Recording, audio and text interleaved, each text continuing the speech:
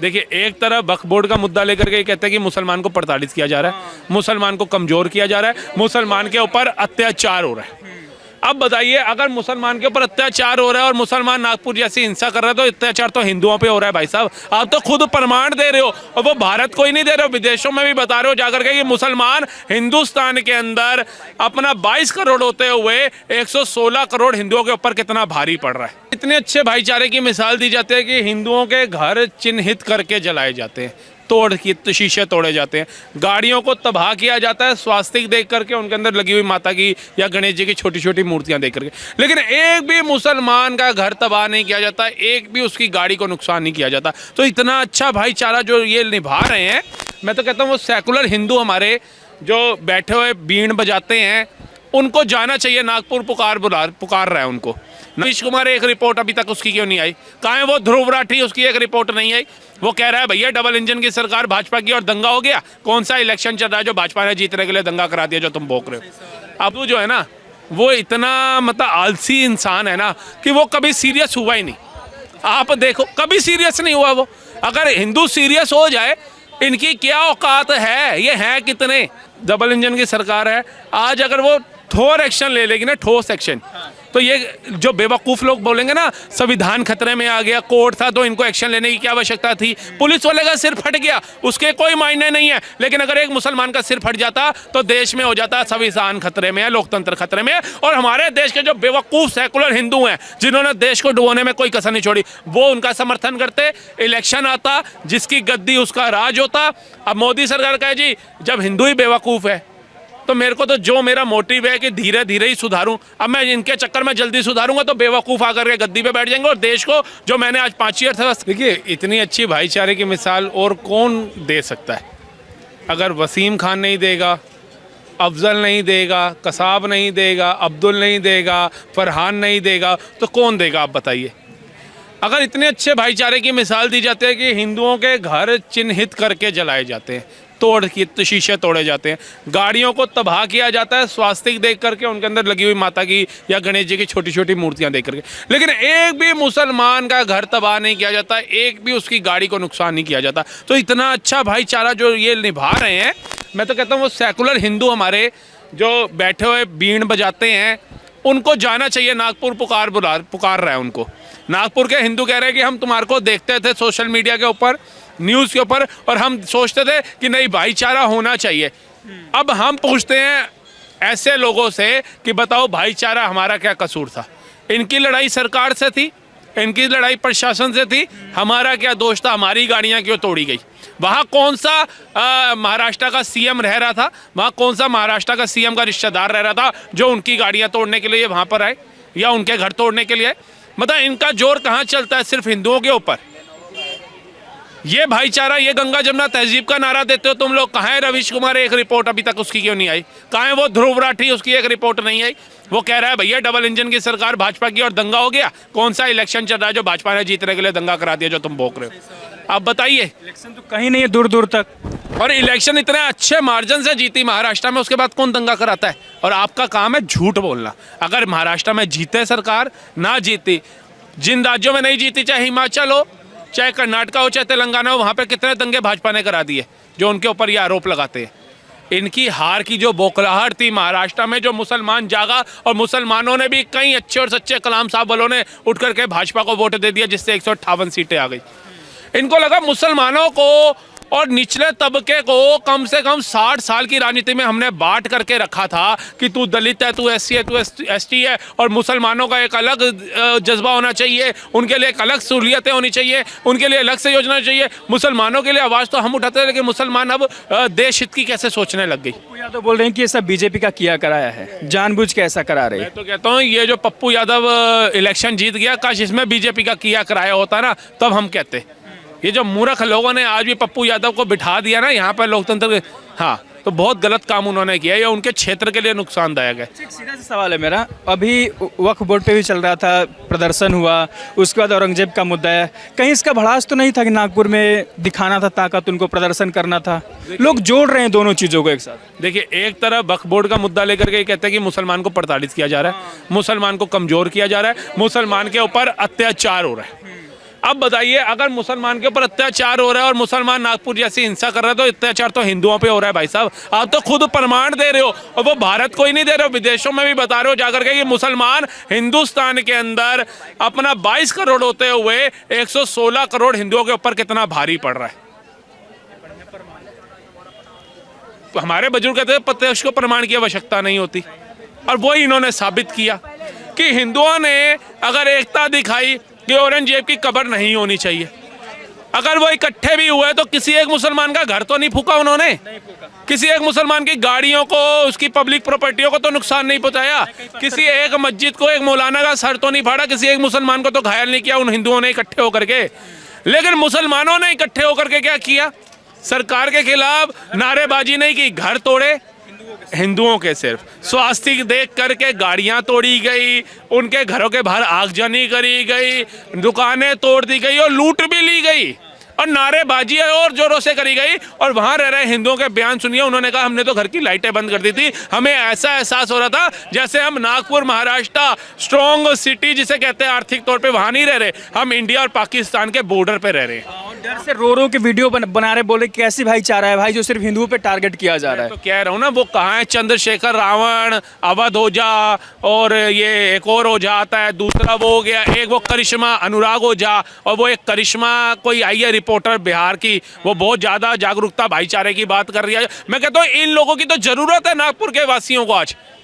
मैं कहता हूँ आप सबको इकट्ठा होना चाहिए। अगर आपके पास पैसा नहीं है तो मेरा नाम राहुल मेहता है, मुझे इंस्टाग्राम पे मैसेज करो, मैं आप दोनों सबकी टिकट 4 बंदों की कर नागपुर चारों की टिकट मैं दूंगा, ऑन रिकॉर्ड बोल रहा हूँ। आप जाइए, जरूरत है वो सेकुलर हिंदुओं को, वो भाईचारा निभाने वाले हिंदुओं ने, जो भाईचारा निभाते निभाते अपनी गाड़ियों का नुकसान झेल रहे हैं, आज अपने घरों को टूटा हुआ देख रहे हैं, अपने माँ बाप को एक दहशत में देख रहे हैं, अपने छोटे बहन भाइयों को एक दहशत में देख रहे हैं कि पता नहीं ऐसा क्या हो गया कि कहीं हमारी जान ही चली जाती रात को।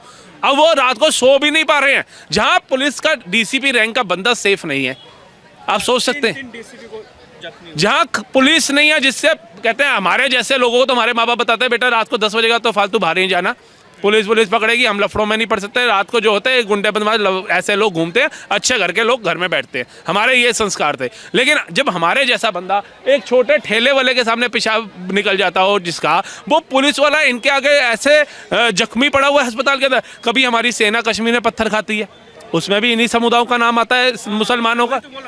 संभल में पुलिसकर्मी पत्थर खाते हैं, यही लोग होते हैं। आप जाकर के देखिए, आज यहाँ पर ब्रह्मपुरी के अंदर हिंदुओं ने ही घर के हर प्लान का बोर्ड लगाया ना, किसी एक मुसलमान ने तो नहीं लगाया। देश के अलग अलग कोने में मुसलमान कहते हैं मैं प्रताड़ित हो रहा हूँ, बीजेपी जब से आई है हमारा रहना मुश्किल हो गया है, हाँ शोषित किया जा रहा है हमारे ऊपर, और हमारे को इतना मतलब कहते हैं कि वो कर दिया अत्याचार हमारे ऊपर कि अब तो हम सोचते हैं क्या बोले क्या ना बोले। और जबकि अगर जाकर के देखोगे पूरे भारत के अंदर किसी एक मुसलमान के घर के बाहर मैंने बोर्ड नहीं देखा जहां लिखा हो बीजेपी और योगी मोदी से तंग आकर के हम घर बेचना चाह रहे हैं, हिंदुओं से तंग आकर के हम ये घर बेचना चाह रहे हैं, या ये घर बिकाऊ है, या हम पलायन करना चाहते हैं। भारत के पूरे कोने कोने में जाकर के कहीं ऐसा देखने को नहीं मिलता, लेकिन पूरे भारत के कोने कोने से कहीं ना कहीं से ये खबर आ जाती है कि ये घर बिकाऊ है। क्या लगता है औरंगजेब की कब्र को हटा देना चाहिए?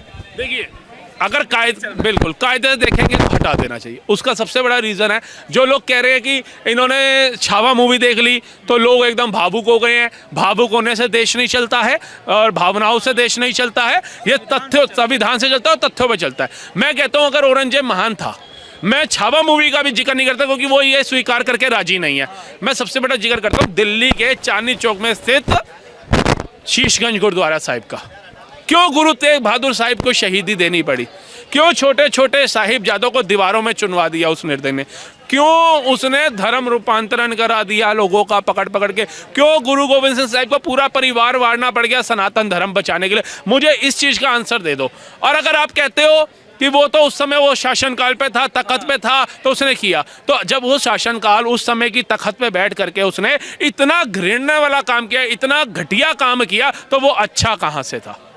जिसने अपने भाई की गर्दन काट के अपने बाप के पास भेज दी और अपने बाप को पानी की बूंद से तड़पा तड़पा के मारा हो, वो अच्छा काहे का था? कैसे महान हो सकता है? यही डिबेट है ना बस। तो आप जो लोग कहते हो औरंगजेब महान था, वो इसका एग्जाम्पल दो, हमारे को इसका आंसर दो कि इतनी चीजें इसने करी क्रूरता में, जिसने अपने भाई को नहीं छोड़ा, गुरु साहिबों को नहीं उनकी बात मानी है, वो कहाँ से महान हो गया? आप बता दीजिए हमें। और अगर वो आप कहते हो महान था तो फिर ये लोग गलत बोल रहे हैं। फिर हिंदू, मुस्लिम, सिख, ईसाई भाईचारे की बात ही मत करो, क्योंकि जिन्होंने हमारे गुरुओं की शहीदियाँ ली हो वो मेरी नज़रों में तो महान नहीं हो सकता, दूर दूर तक नहीं हो सकता। जो मेरे सामने उसको महान कहेगा तो मेरा थप्पड़ उठेगा उसको मारने के लिए। कब्र हटाने के पक्ष में है, जो वीएचपी दल के लोग कर रहे थे वो सही कर रहे थे। बिल्कुल बिल्कुल, क्योंकि देखिए मैं तो कहता हूँ कब्र के साथ साथ ये नाम भी हटने चाहिए, दिल्ली CEP के अंदर जो नाम है। क्यों? कल को अगर हम अपने बच्चों के साथ जाते हैं अपना कनॉट प्लेस घूमने, इंडिया गेट घूमने, कल को हमारा बच्चा ही पूछ ले पिताजी ये औरंगजेब कौन था, हम क्या उनको बताएंगे कौन था औरंगजेब?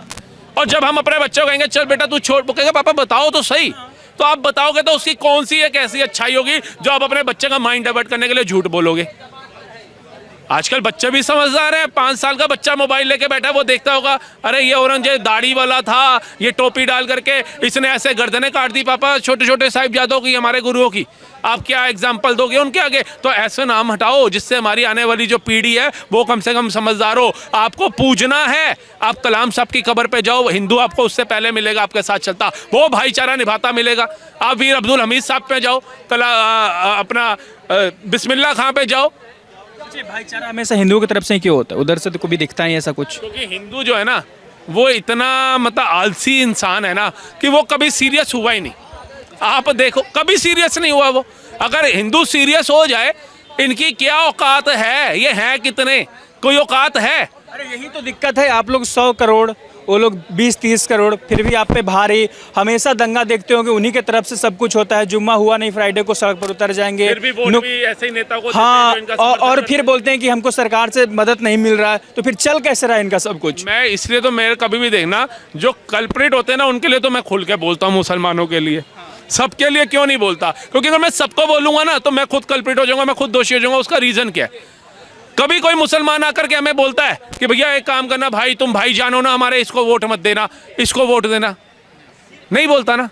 लेकिन जो लोग मुसलमानों का समर्थन करते हैं, जो हिंदुओं पे गोलियां चलवाने का काम करते हैं, जो गांव हत्या करने का काम करते हैं, जो कार सेवकों को मारने की बात करते हैं, जो राम मंदिर को लेकर के इतने कत्लेआम मचाते हैं, जो साधु संतों की मॉब लिंचिंग करते हैं, उनको वोट दे करके सत्ता में भेजता कौन है? टोटल पूरे भारत में 22 करोड़ कहते हैं ना हिंदू मुसलमान हैं, 25 मान लीजिए, मैं कहता हूँ 30 करोड़ मान लीजिए पूरे भारत में ना।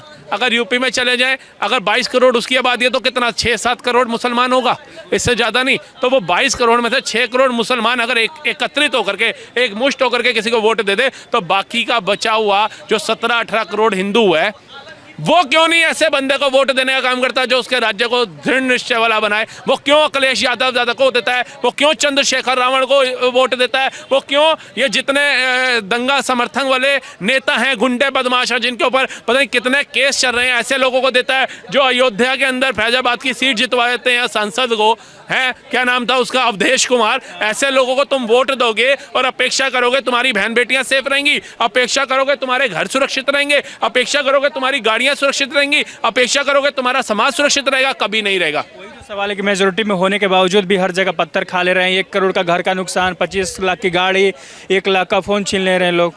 क्या मतलब? आप अपने राज्य का मुख्यमंत्री चुनोगे एक ऐसा जो अलग समुदाय का खुल जोड़ के समर्थन करता होगा, आप अपने क्षेत्र का विधायक चुनोगे ऐसा जो दूसरे समुदाय का पूरा समर्थन करता होगा, आप अपने राज्य का, अपने क्षेत्र का प्रधान निगम पार्षद चुनोगे ऐसा जो खुल के दूसरे धर्म के लोगों का समर्थन करता होगा। वो सेकुलर कह के आपका वोट लेगा और बाद में आपके घरों पे ही कब्जा हो रहा होगा और वो आंखों में पट्टी बांध के बैठ जाएगा।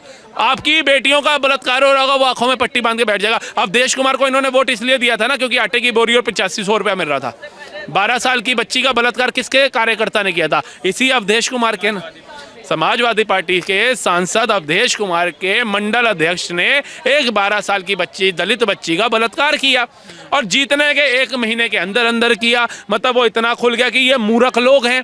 राम मंदिर बनने के बाद भी मोदी को वोट नहीं दिया और ये इतने मूर्ख बोल रहे हैं कि ये आज आटे की बोरी में बिक रहे हैं, कल ये 10 किलो चावल में बिक जाएंगे। और कुछ होगा तो घी की थैली फ्री दे देंगे। जैसे आप किसी स्टोर पे जाएंगे ना तो उनको लगता है कि छोटी दुकानों की बिक्री ना हो, हमारे पास लोग आए तो वो स्कीम लगा देते हैं कि चीनी और चाय पत्ती लो, उसके साथ एक टूथपेस्ट फ्री, वो ब्रश फ्री, डिटॉल का साबुन फ्री, वो स्कीमें लगा देते हैं। इन्होंने भी स्कीम लगा रखी है कि जब इलेक्शन आए बोल दो 10 किलो आटे की बोरी के साथ 2 किलो चावल फ्री, 1 किलो चीनी फ्री, वोट हमें मिल जाएगा। हिंदुओं को थोड़ा और जागरूक होना पड़ेगा। जागरूक होना पड़ेगा, बहुत जागरूक होना। हिंदू ये सोच के बैठा है, ऊपर मोदी बैठा है, मोदी अकेले और सीएम चुन लेने से सब कुछ नहीं होने वाला भला। नहीं होने वाला। क्या सरकार से समाज सुरक्षित रह पाएगा या समाज संस्कार से चले? देखिए, संस्कार सबसे पहले जरूरी हैं अपने देश के लिए। आपने तो चुन लिया बढ़िया, वहाँ पे तो बीजेपी की सरकार थी, फिर भी पत्थर चले और नुकसान हो गया सिर्फ हिंदुओं का, तो फिर कहाँ जाए लोग? सीधा सवाल है। उसका ना एक रीजन है सबसे बड़ा। अगर आज डबल इंजन की सरकार है, आज अगर वो ठोस एक्शन ले लेगी ना, ठोस एक्शन, तो ये जो बेवकूफ़ लोग बोलेंगे ना संविधान खतरे में आ गया, कोर्ट था तो इनको एक्शन लेने की क्या आवश्यकता थी, पुलिस वाले का सिर फट गया उसके कोई मायने नहीं है, लेकिन अगर एक मुसलमान का सिर फट जाता तो देश में हो जाता संविधान खतरे में है, लोकतंत्र खतरे में है। और हमारे देश के जो बेवकूफ़ सेकुलर हिंदू हैं जिन्होंने देश को डुबोने में कोई कसर नहीं छोड़ी, वो उनका समर्थन करते, इलेक्शन आता, जिसकी गद्दी उसका राज होता।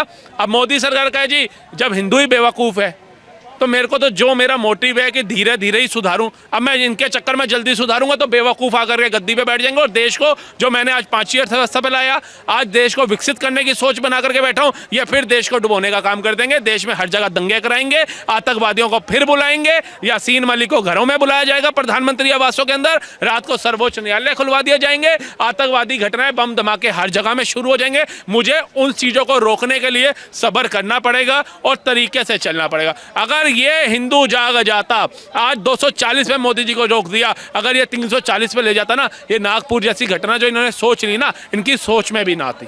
वक्फ बोर्ड पे कारण तो नहीं हुआ ना ऐसा?